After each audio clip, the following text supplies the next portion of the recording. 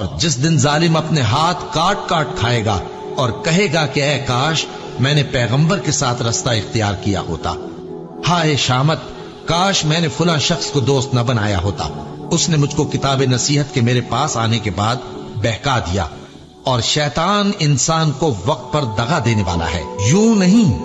جب زمین کوٹ کوٹ کر برابر کر دی جائے گی اور تمہارا پروردگار جلوہ فرما ہوگا اور فرشتے قطار در قطار آ جائیں گے اور دوزخ اس دن سامنے لائی جائے گی، تو انسان اس دن سوچے گا، مگر اب سوچنے سے اسے فائدہ کہاں مل سکے گا؟ کہے گا کاش میں نے اپنی اس زندگی کے لیے کچھ آگے بھیجا ہوتا، تو اس دن نہ کوئی اللہ کے عذاب کی طرح کا عذاب دے گا اور نہ کوئی اس کے جکڑنے کی طرح جکڑے گا۔ جس دن ان کے چہرے آگ میں الٹ پلٹ کیے جائیں گے تو کہیں گے اے کاش ہم اللہ کی فرما برداری کرتے اور رسول صلی اللہ علیہ وآلہ وسلم کا حکم مانتے۔ اور جس کا نامہ اعمال اس کے بائیں ہاتھ میں دیا جائے گا تو وہ کہے گا اے کاش مجھ کو میرا اعمال نامہ نہ دیا جاتا اور مجھے معلوم نہ ہوتا کہ میرا حساب کیا ہے۔ اے کاش موت میرا کام تمام کر چکی ہوتی، آج میرا مال میرے کچھ بھی کام نہ آیا، مجھ سے میرا اقتدار جاتا رہا۔ حکم ہوگا کہ اسے پکڑ لو، اب اسے طوق پہنا دو، پھر دوزخ کی آگ میں اسے جھونک دو، پھر زنجیر سے جس کی لمبائی 70 گز ہے جکڑ دو، اور ان سے دنیا کی زندگی کی مثال بھی بیان کر دو کہ وہ ایسی ہے جیسے پانی جسے ہم نے آسمان سے برسایا تو اس کے ساتھ زمین کی پیداوار مل کر نکلی، پھر وہ چورا چورا ہو گئی کہ ہوائیں اسے اڑاتی پھرتی ہیں، اور اللہ تو ہر چیز پر قدرت رکھتا ہے۔ مال اور بیٹے تو دنیا کی زندگی کی رونق و زینت ہیں، اور نیکیاں جو باقی رہنے والی ہیں وہ ثواب کے لحاظ سے تمہارے پروردگار کے ہاں بہت اچھی اور امید کے لحاظ سے بہت بہتر ہیں۔ اور جس دن ہم پہاڑوں کو چلائیں گے اور تم زمین کو صاف میدان دیکھو گے اور ان لوگوں کو ہم جمع کر لیں گے تو ان میں سے کسی کو بھی نہیں چھوڑیں گے، اور سب تمہارے پروردگار کے سامنے صف باندھ کر لائے جائیں گے،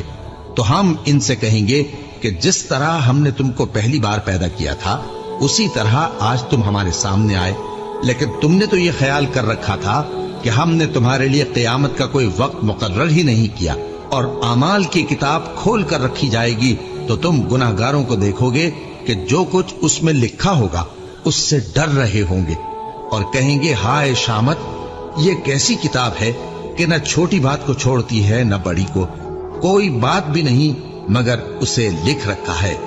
اور جو جو عمل کیے ہوں گے سب کو حاضر پائیں گے، اور تمہارا پروردگار کسی پر ظلم نہیں کرے گا۔ کاش تم ان کو اس وقت دیکھو جب یہ دوزخ کے کنارے کھڑے کیے جائیں گے اور کہیں گے کہ اے کاش ہم پھر دنیا میں لوٹا دیے جائیں تاکہ اپنے پروردگار کی آیتوں کی تکذیب نہ کریں اور مومن ہو جائیں۔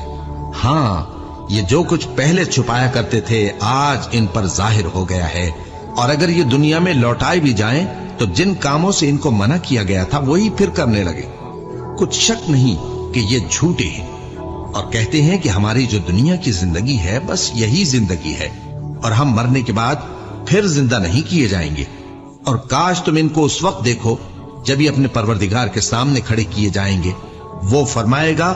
کیا یہ دوبارہ زندہ ہونا برحق نہیں؟ تو کہیں گے کیوں نہیں، ہمارے پروردگار کی قسم بالکل برحق ہے۔ اللہ فرمائے گا اب کفر کے بدلے جو دنیا میں کرتے تھے عذاب کے مزے چکھو۔ جن لوگوں نے اللہ کے روبرو حاضر ہونے کو جھوٹ سمجھا وہ گھاٹے میں آ گئے، یہاں تک کہ جب ان پر قیامت ناگہاں آ موجود ہوگی تو بول اٹھیں گے کہ ہائے اس کوتاہی پر افسوس ہے جو ہم نے قیامت کے بارے میں کی، اور وہ اپنے اعمال کے بوجھ اپنی پیٹھوں پر اٹھائے ہوئے ہوں گے۔ دیکھو جو بوجھ یہ اٹھا رہے ہیں بہت برا ہے، اور دنیا کی زندگی تو ایک کھیل اور مشغلہ ہے،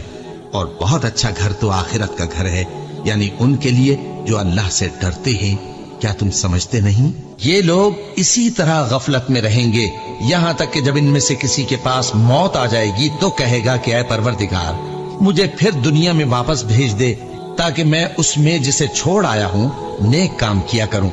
ہرگز نہیں،